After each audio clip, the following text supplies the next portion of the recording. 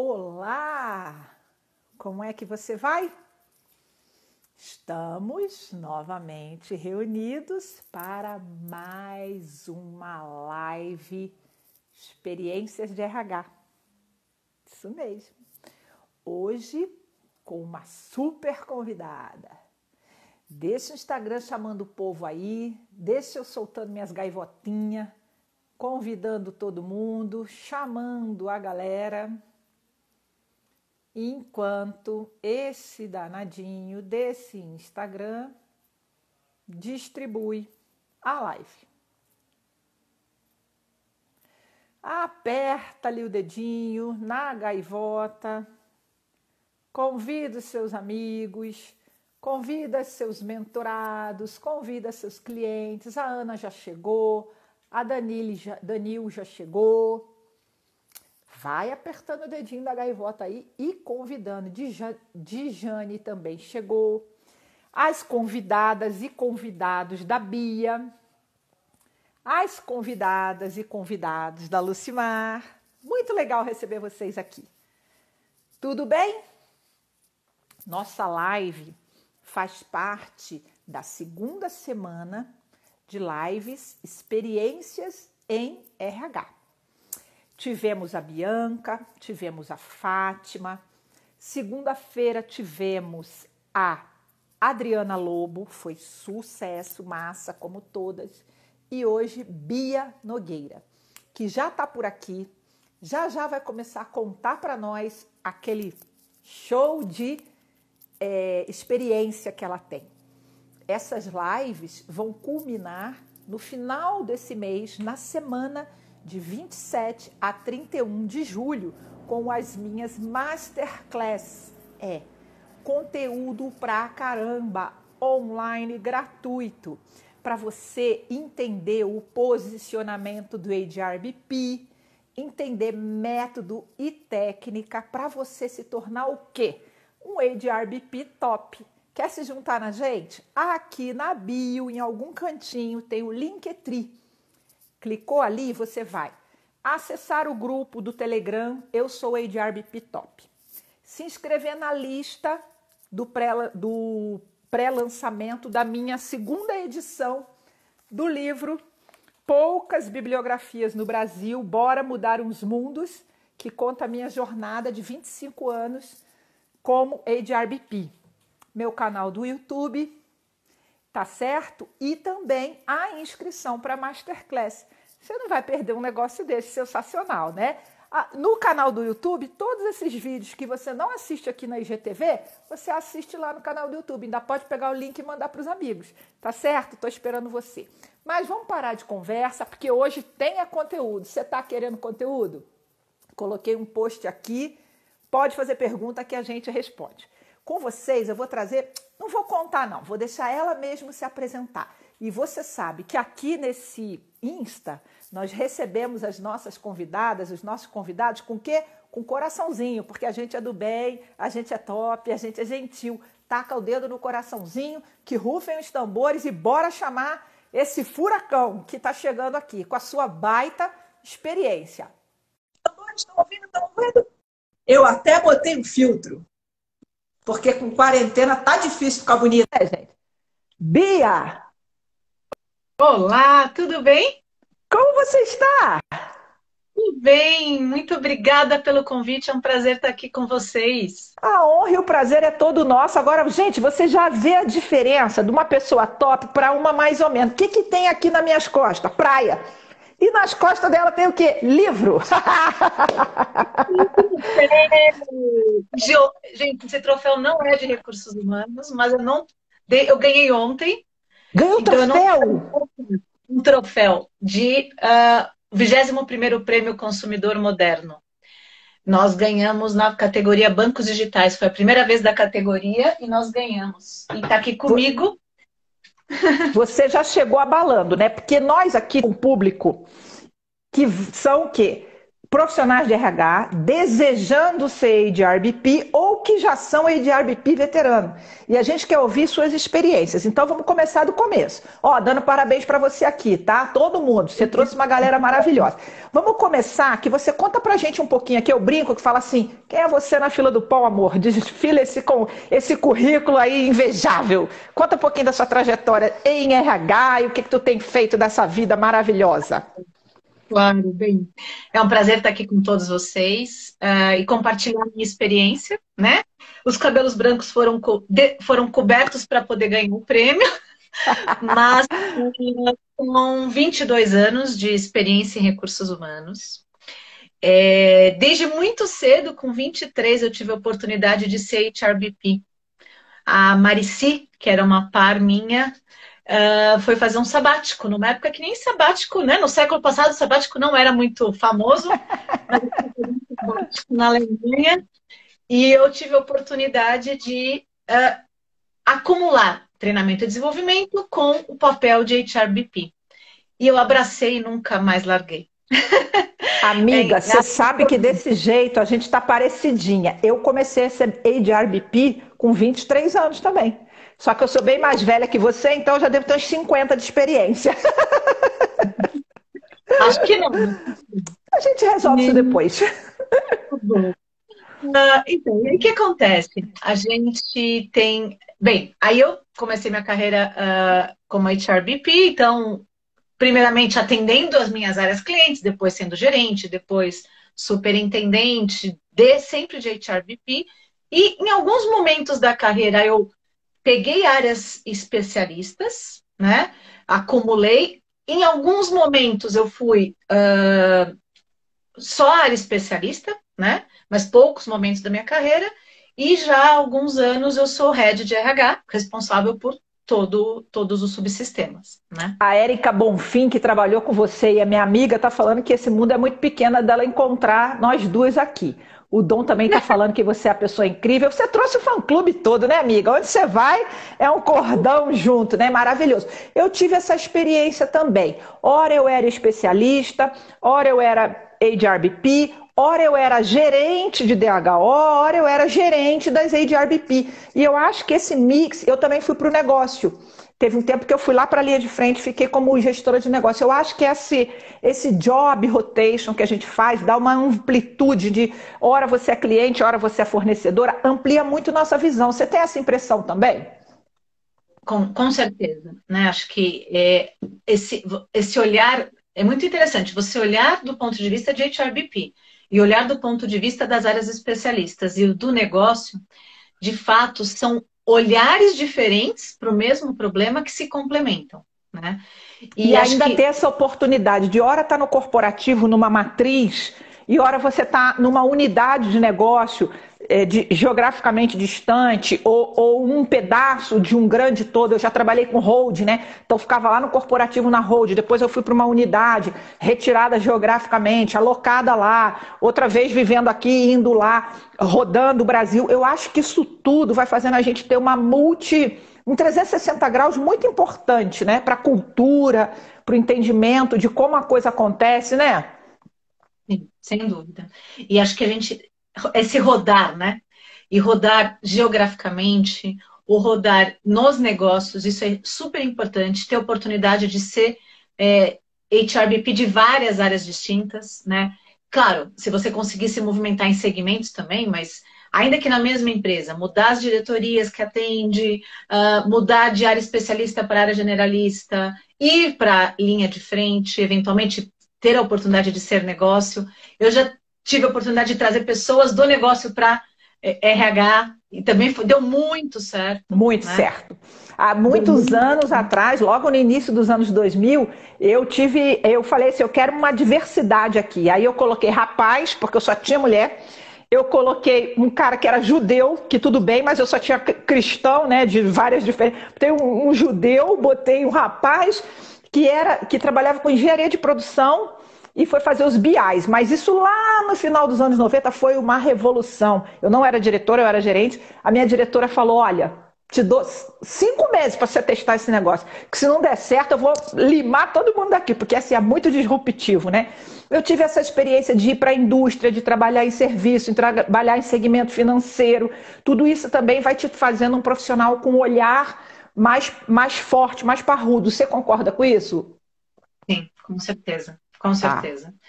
Né? E acho que o profissional, o HRBP, por isso que eu falo que eu, particularmente, né, acho muito cedo, com 23 anos, começar, porque você precisa ter estrada. Você precisa ter ralado, você precisa ter mudado para você ser um melhor HRBP, né? Então, e tem Sim. que estudar, tem que ser generalista é conhecer tudo, não é conhecer superficialmente, para que a gente possa ter um RH de qualidade, um RH que realmente agregue valor no negócio, né? E eu não sei como foi para você, mas, por exemplo, eu que vim de DHO, quando eu sentei numa cadeira de gerente de RH, que eu tive que ir lá me aprofundar em folha, em relações sindicais, em SESMIT, eu senti assim uma ancoragem, sabe? Você fala, uau, agora eu consigo falar com um presidente, agora eu consigo olhar, porque isso assim é a vida. A gente acaba falando, é transacional, vai embora lá pro shared service e tal, mas se você não tiver essa visão desse alicerce, o seu negócio fica muito volátil, né? Você fica muito vulnerável, né? De fato, é muito fácil te derrubar, É fácil né? derrubar. E acho que assim, para que você seja um RH respeitado, para que você realmente agregue valor ao negócio, você tem que conhecer, né? Tem que Muito. estudar, tem que se aprofundar, tem que olhar né? Você no final dos anos 90 Indicadores. tem que olhar indicador, né? Então eu até brincava, né? Acho que eu não tenho nenhuma aqui fácil, mas eu até brincava. Naquela época, né? O meu time, eu falava, ó, você vai começar a atender uma nova área, monte a sua pasta. Então, o que que tinha na pasta? Tinha lá estrutura, folha, mapear o perfil dos colaboradores, aí depois você tinha que mapear, né, o perfil dos seus stakeholders. E assim, a pessoa de carregar a pasta embaixo do braço naquela época, né? Depois foi para o notebook embaixo do braço. É verdade. E o meu povo também falava isso, que eu era meio malvada, que eu era o quiz ambulante. Eu passava e falava como é que tá a performance, eu quero, cadê o indicador, cadê a evidência? Cadê o dashboard? Me fala em gráficos, me fala em gráficos. Querida, eu queria te explorar duas coisas importantes desse seu super cabedal aí. Primeiro, como é que foi a revolução digital que você viveu na época do grande banco que você teve, que foi uma referência, né, e que fez você migrar para toda essa trajetória? E essa parte que eu queria saber. E a outra é assim, como você fez a transformação cultural e de mindset do DNA das suas lideranças? Como é que você trabalha? Foram esses dois grandes desafios para você? Bem, então, primeiro você quer que eu fale de transformação digital. Você viveu isso? Viveu? Então, a transformação digital, propriamente dita, né, eu acho que eu vivi um pouco mais na Pernambucanas. Acho que o Itaú, eu saí em 2013, né? Acho que eu fiquei 15 anos no Grupo Itaú. Acho que o meu maior aprendizado do Grupo Itaú, bem, foram inúmeros, né? Minha escola foi o grupo, né? E foi muito legal porque justamente eu rodei muito pelas áreas. Eu atendi praticamente todas as áreas, exceto TI. Eu atendi produtos, eu atendi varejo, eu atendi pessoa jurídica, pessoa física, personalité não, mas private, tesouraria, então tudo, né? Marketing. O que eu não atendi foi tecnologia. Depois, na Entendi. Pernambucanas, né, eu tive um período de consultoria, pequenas e médias consultorias. Na Pernambucana, eu fui DHO a maior parte do tempo. Em alguns momentos, também tive o time de HRBPs comigo. E na Pernambucanas, eu acho que a gente estava teve que. Eu passei no momento justamente da crise do varejo. Né? Numa das crises, né? São várias as crises, mas uma das As crises, né? crises dentro da crise, né? E o que aconteceu? Naquele momento, por exemplo, a minha verba de DHO para treinar 14 mil pessoas, ela foi reduzida a 5%. Ou seja, eu perdi 95% da minha verba. Nossa. Então, naquele momento foi muito legal, e tem uma pessoa aqui que estava no time naquela época, foi muito legal porque eu falei, gente, é hora de migrar totalmente para capacitação digital, capacitação blended, com um multiplicador. Mas assim, a Pernambucana já tinha uma super história linda de treinamento, né? Mas a gente teve que se reinventar em pouco tempo. Então, todo o meu time começou a desenvolver treinamento, todo mundo começou a desenvolver treinamentos, todo mundo começou a pôr a mão na massa, até o aprendiz fez treinamento para aprendiz, e aí foi, né? Então, quero o aprendiz sênior treinando o aprendiz pleno, né? Ô, Bia, você sabe que eu também tive um corte de orçamento assim, e eu consegui mostrar que eu treinei mais pessoas, com mais carga horária e maior amplitude com menos dinheiro. Porque o que eu fiz? Eu investi nos embaixadores de desenvolvimento, formei aquela cabeçada de multiplicador, criei os caras de valor, os guardiões de valor. Eu fui criando isso tudo e comecei a trabalhar o on the job. Então, fazer a tutoria on the job. Então, o próprio líder, na hora em que ele está capacitando, ele era um capacitador on the job. E aí, obviamente, algumas coisas também para o tecnológico, mas já não era tanta tecnologia assim e tal. Isso é muito desafiador, mas depois que você consegue, você vê que MBA ao vivo você fez, né? Sem dúvida. E o que você acha? E o que você acha que fez assim o seu time conseguir essa virada? Qual foi a pegada? Qual foi assim o start que você fez toda essa mudança? Então, acho que é muito assim. Acho que o meu maior presente da Pernambucanas, né, no varejo, o meu maior presente é que o time majoritariamente era formado por pessoas que vieram da linha de frente. Então, eram pessoas que conheciam muito negócio e muito apaixonadas e muito engajadas com a empresa. Então, o que de fato fez a rápida diferença foi a percepção de que aquele era o caminho a seguir. As pessoas compraram o caminho e embarcaram nele, né?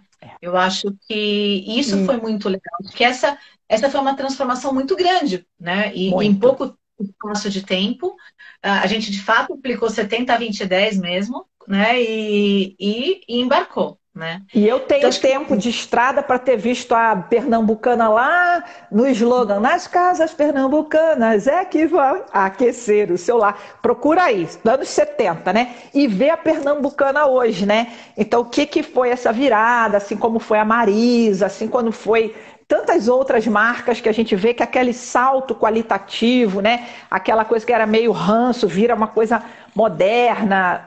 Isso é muito apaixonante, né? Estão pedindo aqui para a gente comentar sobre a diversidade, um pouco sobre o tema diversidade dentro do HRBP. Eu acho isso importantíssimo, né? Como é que foi? Como é que é a tua experiência? Eu vou até usar um pouco da Pernambucanas, né? A gente começou com uma agenda de sustentabilidade de forma bastante ampla e um dos pilares era a diversidade, né? Eu acho que o papel do HRBP é fundamental no conhecimento das suas áreas, né? Então, as áreas que eu sou responsável. Como é que o meu negócio está nesse tema e como que esse tema é trabalhado no meu negócio? Porque e isso é uma discussão que, inclusive, hoje na empresa que eu estou, a gente tem bastante, né? Como, em que tempo, com que velocidade, de que forma, né? Então, só que para isso você tem que conhecer o negócio, para isso você tem que conhecer as pessoas. E eu acho que a gente acabou nem falando de transformação cultural ainda. Vamos falar. Eu desativei um pouquinho o comentário para o seu rosto aparecer, tá? Para quem quiser fazer clique, para depois marcar a gente, assim não que a gente está pedindo, mas se você fizer, a gente vai adorar. Então, assim, um sorrisinho, né? Vou voltar aos comentários, tá? Obrigada, querida. Desculpa te interromper. Conclui para mim. Não, então, o que acontece? A gente precisa, acho que só a partir do conhecimento do negócio, de saber a temperatura, de saber de fato qual é a sua foto, para você poder saber como é que você constrói a jornada. Se você não tem claro qual é a sua foto e qual é o cenário atrás da foto. Não adianta tirar uma foto da diversidade, né? Não adianta você tirar foto da diversidade e falar, eu preciso trabalhar mais gênero, não, eu preciso trabalhar mais raça, não, eu preciso trabalhar mais opção sexual. Não adianta só tirar foto, porque você tem que saber qual é o cenário onde essa foto está. Porque dependendo do cenário que está, a escolha será outra. Então, qual é a escolha que eu faço para começar a jornada? E aí a gente faz um gancho com transformação cultural. Porque eu preciso saber onde eu estou, onde eu quero chegar, e eu tenho que escolher, a partir do cenário que eu encontro, do campo de batalha que eu tenho, quais são as armas que eu vou usar. Né? Vou desativar porque querem fotos, tá? Tô desativando. A Ana é boa de foto, Lucimar. Então, o que acontece? A gente precisa, de fato, ter, para você trabalhar a transformação cultural, necessariamente, você vai precisar walk in the talk, né? Você vai precisar ter, especialmente, a liderança sendo exemplo daquilo que desejamos. E será que a gente já tem uma liderança pronta para a diversidade? Em que grau? Né? Porque tem uma frase que as pessoas de diversidade, eu fiz uma sequência de lives de diversidade, né? Que elas falam que é assim, ó, a diversidade é você convidar para o baile. A inclusão é tirar para dançar. Então não adianta você tacar o diverso para dentro, que foi essa experiência que eu coloquei. Eu boto lá um rapaz que é judeu, ele por acaso também era albino, né? Judeu, albino, rapaz e de BI, de engenharia de produção, dentro de uma patotinha de psicólogos ou humanas.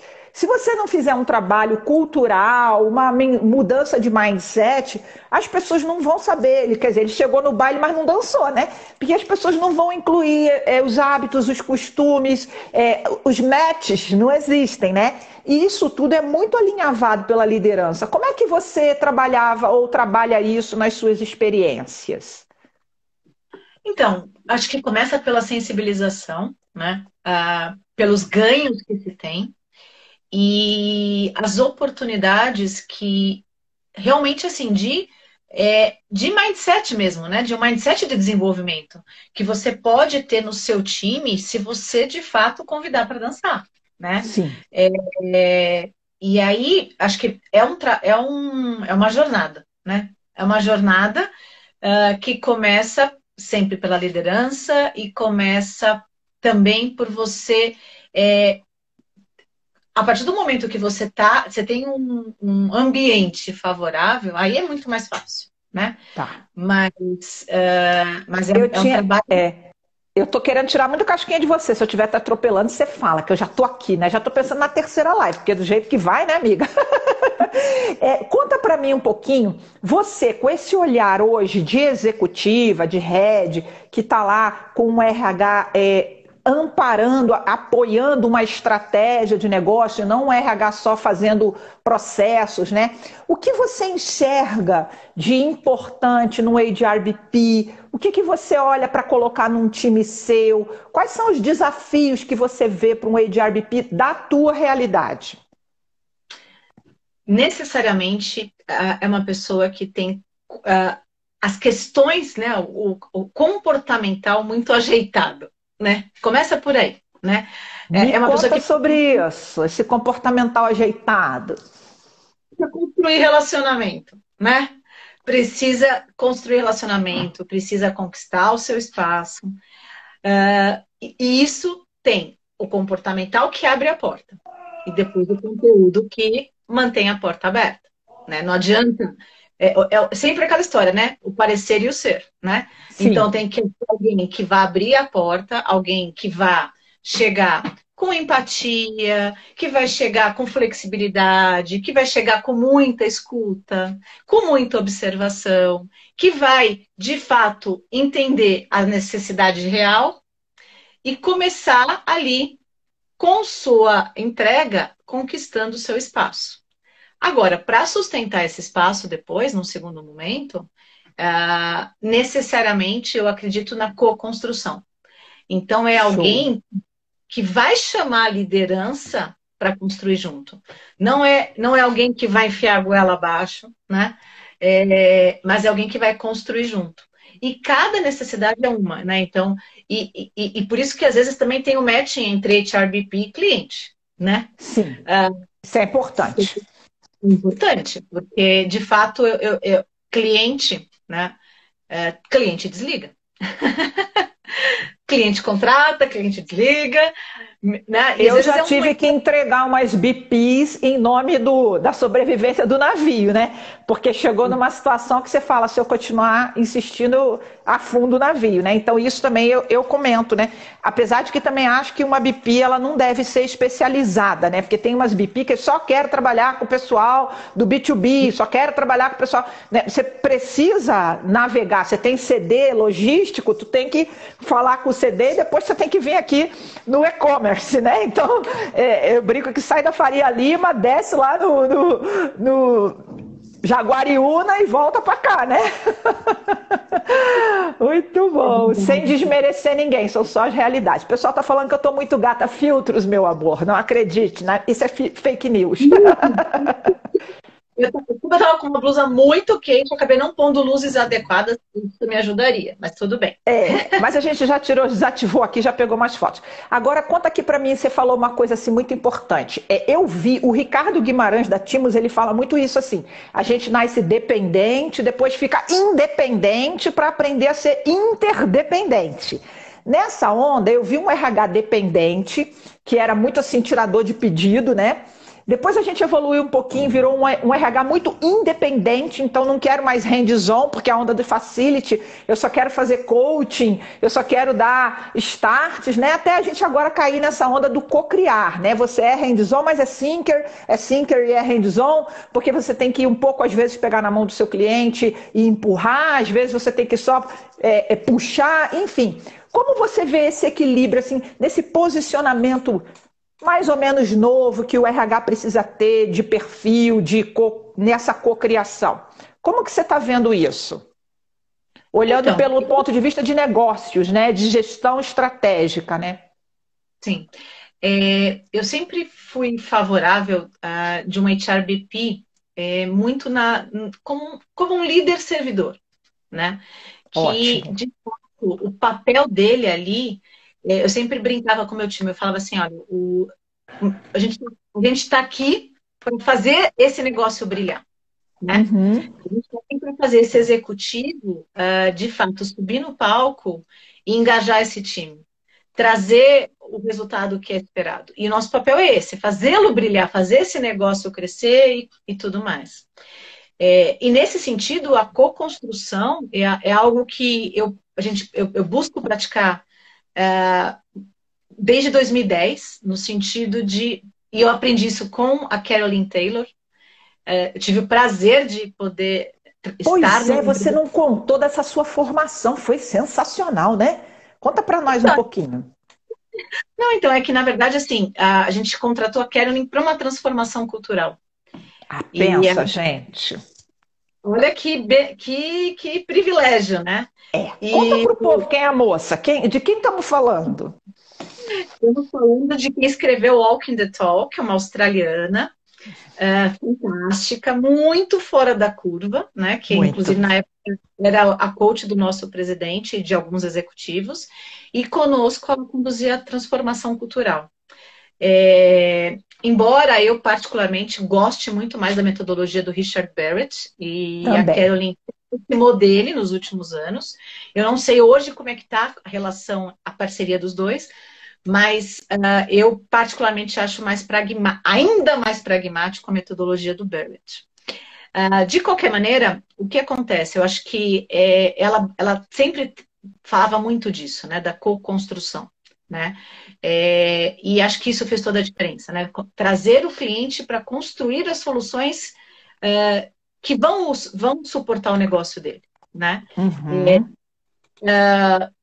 Ainda que seja modelo de remuneração, né? E você fala, pô, Sim. mas como assim construir um modelo de remuneração? Gente, o modelo de remuneração variável de banco de investimento tem Opa! um grau de complexidade tal que, de fato, a gente precisa desenvolver Sim. os executivos, né? Pode ser que, sim, Se você está falando de um modelo mais simplificado, não é talvez necessário no modelo de remuneração, mas envolver o cliente de como é que vai ser o modelo de comunicação, envolver o cliente nas peças, envolver o cliente no todo o processo, e não só formatar, entregar e ele brilhar, né? Uhum. Ainda que esse é o nosso objetivo, mas acho que o valor estratégico, né? O HRBP, ele pode agregar um valor estratégico muito grande no negócio e muito complementar ao executivo, né? Eu acredito realmente na parceria, Uhum. porque o resultado virá desta parceria, né? Você consegue trazer para a gente, Bia, alguma experiência que você acha assim, bem emblemática de desafio de uma área ou de uma liderança muito reativa que você conseguiu conquistar, ou de uma área que você fez um trabalho muito, que a sua contribuição fez um trabalho muito diferenciado? Você tem aí uns cases para essas pessoas que estão ainda nessa trajetória ver aonde que a gente pode chegar? Sim, vamos falar em termos de negócio propriamente dito, né? Sim. Um negócio no qual vinha de um modelo que já não era mais sustentável, né? Então, Hum. e aí, dependendo do negócio que você está, dependendo do segmento que você está, recursos humanos pode alavancar ou pode destruir, inclusive, o negócio, Uhum. né? É, porque as decisões de recursos humanos, elas podem ser alavancadoras ou destruidoras do valor do negócio, né? E eu sempre sou favorável a decisões que sejam sustentáveis, né? Eu sempre falo para o meu time, a decisão que a gente está tomando hoje, ela terá que ser alterada, porque assim, tomar decisão para que seja favorável é ótimo, né? Certo? Sim, É muito tudo você oferecer um novo benefício, você oferecer uma experiência diferenciada para o colaborador, é maravilhoso. Só sim. que depois de tirar isso é péssimo, né? Quase que Uhum. traumatizante e muitas vezes, de fato, é um grande detrator, né? Você pode realmente Uhum. perder uma enormidade de colaboradores numa decisão de regredir. Sim. Avançar tudo que é, regredir, né? É Opa, difícil. Por difícil. isso que eu sempre falo, antes de tomar uma decisão, você tem que saber se essa decisão é sustentável em vários cenários. Você não pode trabalhar só com o cenário favorável. Ah, hoje meu negócio está indo lindo, maravilhoso. Tá bom. É. E se o cenário Isso é um competitivo. pouco de modelagem de negócio também, que eu sempre falo nesse curso que a gente está lançando, na metodologia, que são as hipóteses. Um HRBP tem que estressar bem as ideias para a gente ter várias hipóteses. E se, né? E se isso, e se aquilo, e se aquilo. Então a gente não pode trabalhar nesse imediatismo que muitas vezes os líderes têm. Ele quer resolver, quer tirar da frente, quer lançar, quer fazer. A gente misturou um pouco a cultura do ágil com do precipitado, né? Então eu acho legal quando você fala isso, que as questões elas precisam assegurar valores, sustentabilidade, consequência, futuro. E se o HRBP não está pronto para facilitar e um pouco orquestrar isso daí, ele pode também levar a área cliente a decisões, levar não, né? Mas não alertar para riscos de decisões de negócio, né? E aí o que acontece? Eu tive que regredir, no caso, né? Então, em Uhum. nome da sustentabilidade de um negócio, nós tivemos que fazer, então, uma mudança bem forte em todo um pacote de, de experiência mesmo do colaborador com aquela empresa, mas em prol da sustentabilidade do negócio. Então, foi um desafio grande, mas foi um desafio para conseguir dar fôlego para o negócio. Foi Sim, necessário ser, né? E de fato, a empresa hoje está muito bem. Tá, já graças a voltou, Deus. já, exatamente. Então, assim, acho que, de fato, essa compreensão, né? Arregaçar as mangas, literalmente, né? É, entender o cenário, modelar os possíveis contextos, os possíveis cenários de estresse e tudo mais. Então, quais são os cenários? O como que cada proposta reage a esses cenários, né? E aí qual a melhor decisão a tomar? E aí eu sempre falo, tem que tomar a decisão. ainda que num momento como hoje, né, muitas vezes a pessoa fala assim, mas putz, mas nesse cenário, gente, neste cenário em especial, qualquer decisão é melhor do que nenhuma decisão, né? Uhum, uhum. Então, tem, A então tem perda de momentos. time também, né? Pode atrasar muito.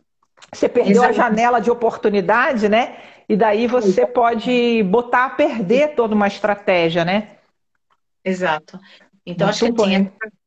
acho que essa conexão com o negócio, essa compreensão faz a diferença, né? E aí, assim, sim, teremos que fazer coisas maravilhosas, teremos que fazer coisas não maravilhosas. E aí que vai diferenciar também o HRBP maduro do não maduro, do imaturo, né? Uhum. E você tem uma experiência que você possa contar pra gente assim, mal sucedida?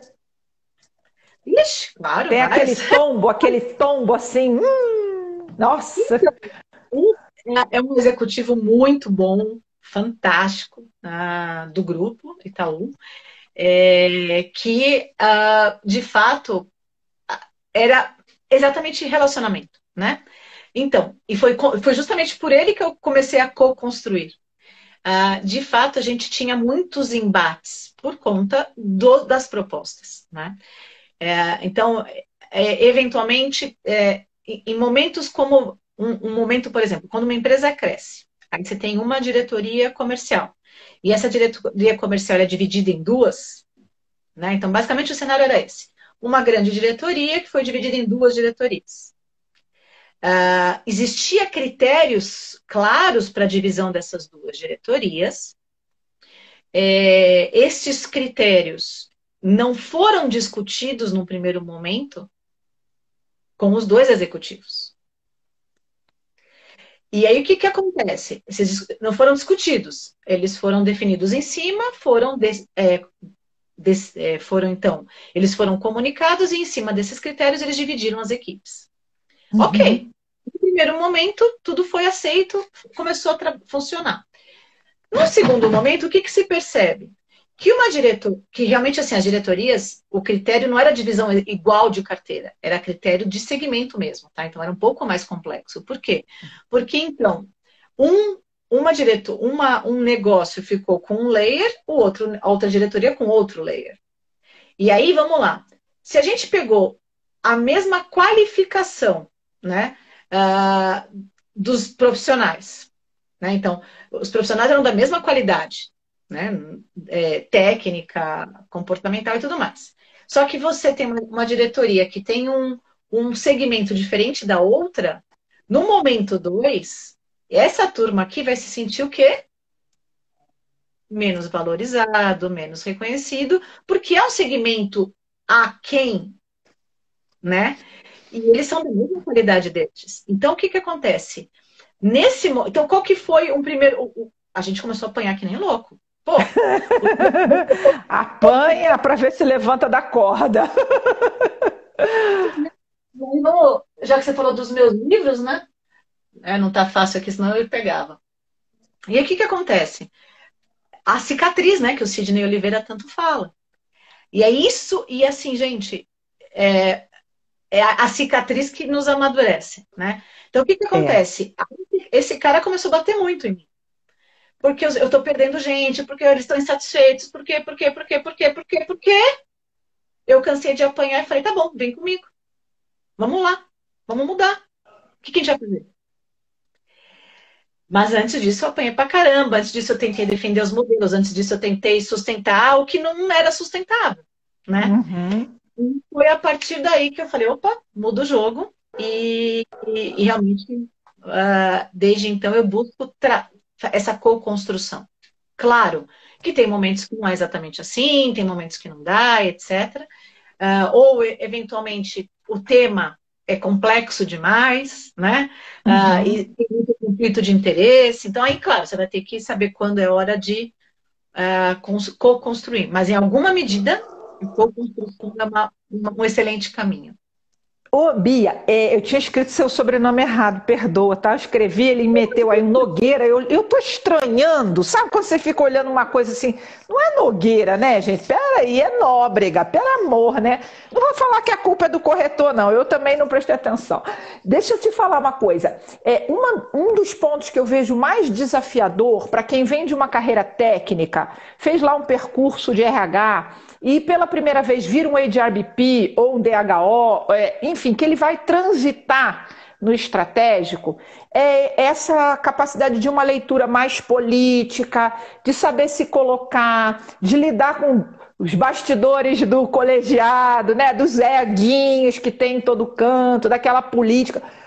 Que conselho, que dica, como que foi essa transição para você? O que você conta para a gente sobre esse pulo do gato, né? Ascender socialmente, né? Com seus custos e benefícios, né? É verdade. Creio que uma competência que nessa hora tem que aflorar Bem, eu sempre fui muito favorável ao circular, né? Eu sempre falava assim, ó, com HRBP bom não fica na cadeira. Não quero ver Vai andar. ninguém. Vai andar, vai viver, vai sentir o pulsar do negócio. E o que acontece? Só que dependendo do negócio, dependendo do cliente, você vai ter que navegar numa outra esfera, numa esfera mais de governança, né? Uhum. E para você navegar nessa esfera, aí sim, o navegar é diferente. Ainda que agora, né, nem tenham mais as salas, mas já é um navegar de sala, não é mais um navegar de espaços abertos, né? Então, você tem que começar com a conexão com a secretária. A secretária, de fato, ela vai te abrir as portas, né?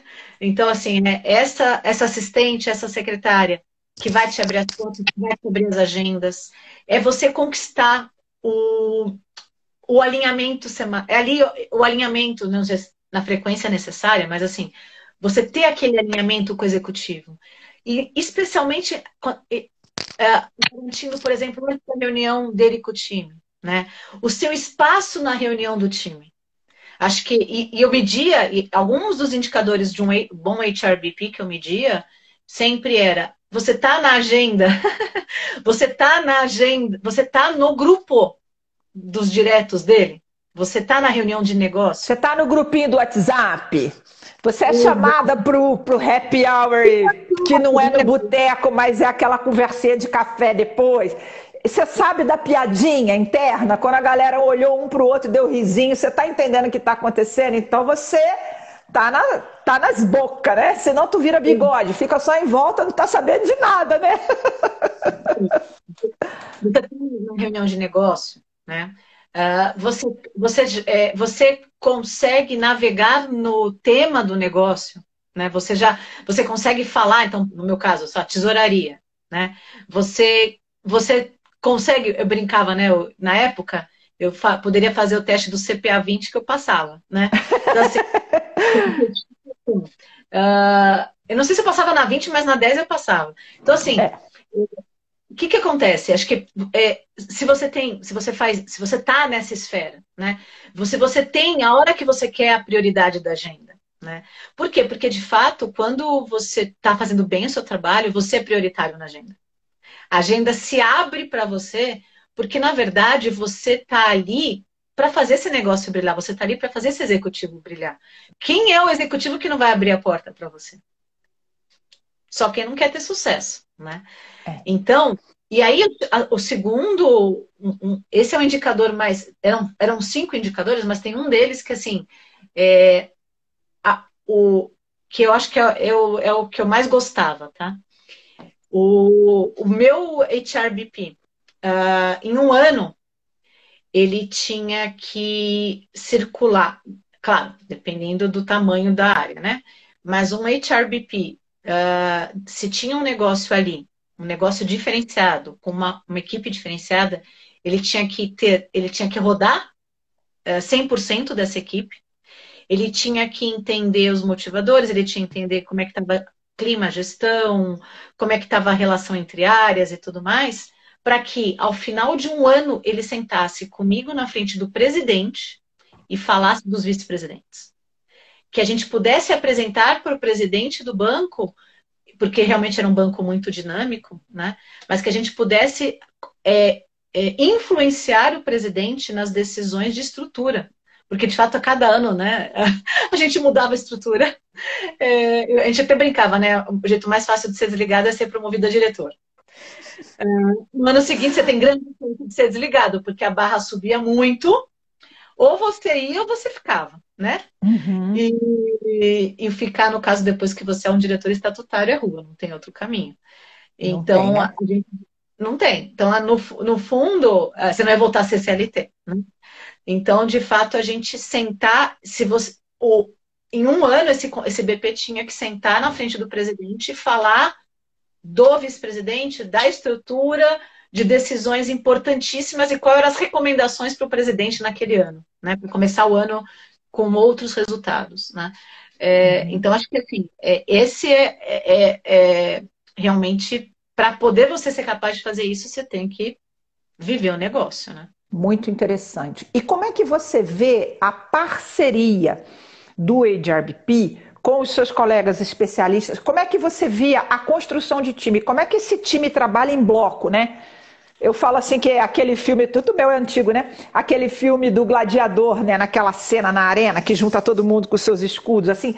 Como é que você fazia para que os seus BPs eles sejam vistos assim como um exército do bem e não indivíduos, né? Eu já tive essa experiência que a minha equipe eram indivíduos, então não tem um coletivo, eles atuam desordenado, com skills diferentes. Apesar de ter a diversidade, o cliente ele percebe muita diferença entre A e B, entre B e C.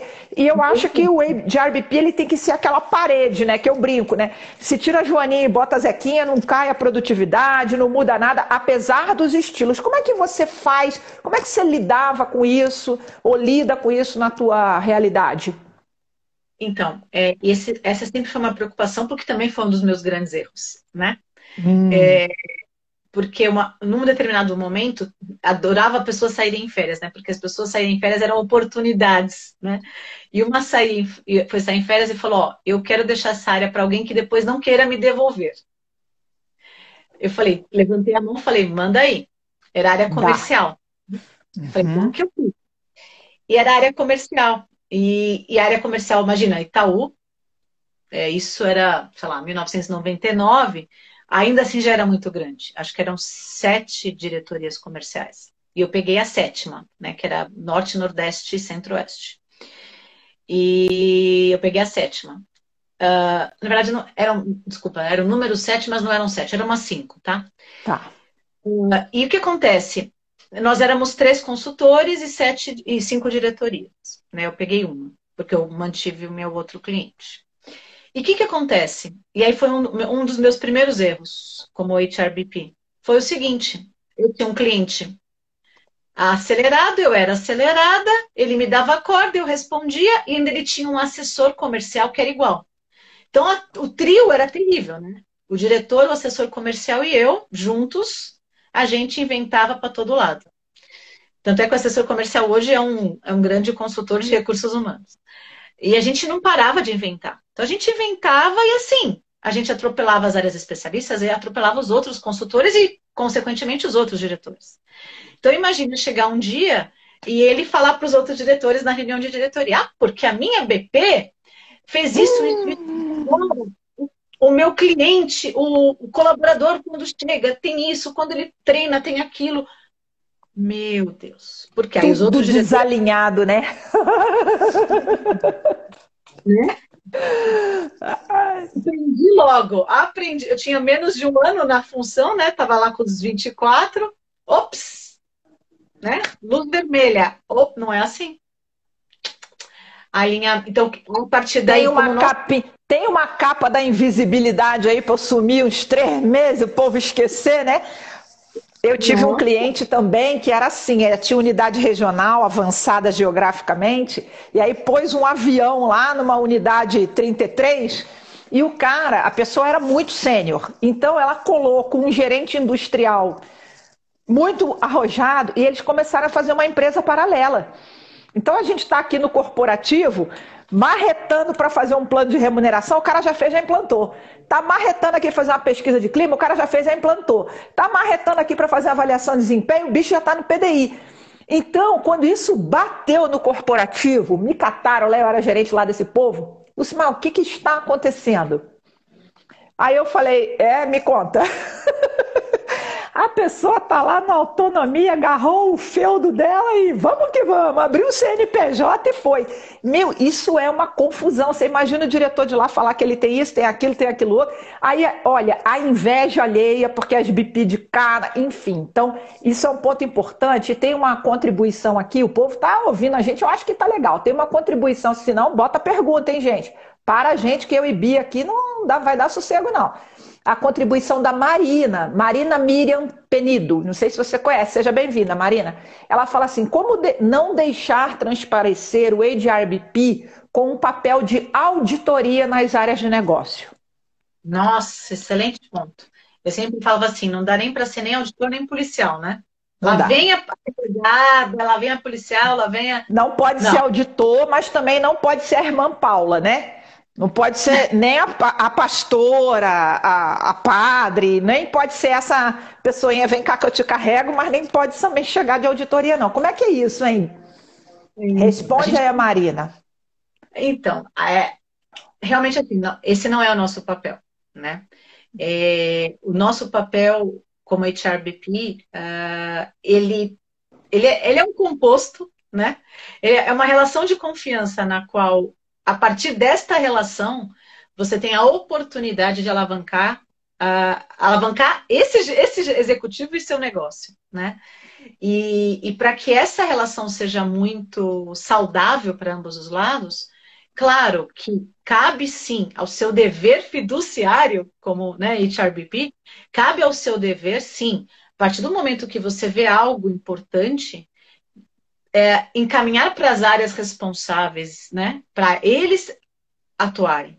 Você não pode se isentar, não vi, né? Eu sempre falo assim, a partir do momento que eu vi, eu preciso agir. Isso é valor, né? Isso é valor, né? Valor. A partir Isso do momento que eu é valor. A partir do momento que eu sei algo importante, relevante, que impacta o negócio, né? Impacta a empresa, eu preciso agir.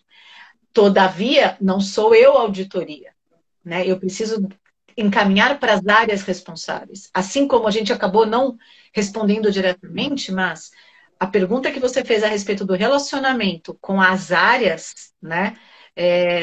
A Fabi está reforçando que o desalinhamento prejudica o bom clima entre BPs. E aí eu vou falar Sim. O quê? Dá um fura-olho danado, né? Exato. E o desalinhamento com áreas de especialistas também, né? Sim. Então, o que acontece? Especialmente quando eu tinha área especialista comigo e eu tinha área generalista comigo, né? Então eu era a head das duas áreas, né? E eu falava, como que a gente vai trabalhar esse trio, né? Eu sempre falo assim para o meu time, ó, eu sou a das notícias ruins. Eu preservo vocês das notícias ruins. Então vamos pensar agora os outros dois pilares. Um pilar, que é o do generalista, dentro do RH, ele representa aquele cliente. Para fora, ele representa RH. Então, para fora, eu até brincava, falava assim, se alguém falar mal de DHO, primeiro escuta. E a lealdade, né? A lealdade entre as áreas, porque às vezes assim, você está lá na reunião e na hora, vamos supor, uma avaliação de desempenho, e lá na sua unidade, aquele modelo corporativo, ele não encaixa muito bem. Para isso que a gente customiza. Aí a gente desce o pau no produto que o nosso colega especialista fez. Isso é feio, né? Ou ao contrário, o seu cliente vai na área especialista e diz que o BP deu uma orientação qualquer que de repente não foi correta. Aí o especialista, ó, BP desinformado, não é nada disso. Então a gente precisa ter essa polidez, esse respeito, essa parceria entre áreas, porque todo mundo tem direito a errar, desalinhar, mas a gente não deve mostrar essa vulnerabilidade para fora, né? Como é que você vê isso, Bi? Eu falava assim, escute, acolha, compreenda, mas não bate, não. Uhum. né? Não bate Traz para não, vem para cá. Traz para cá que eu que bato. traz para dentro, a gente passa para o especialista, né? E esse especialista vai trabalhar, corrigir a rota e devolver a rota corrigida. Ou, o contrário, vem o cliente para o especialista, detona o BP. Este daqui, que é especialista, ele defende por, por fiduciária, ele é produto. Então, ele está defendendo aquele produto. Alguém vem e reclama, não do produto, mas reclama do BP. Ele acolhe, escuta, compreende e depois trabalha. E o BP corrige a rota.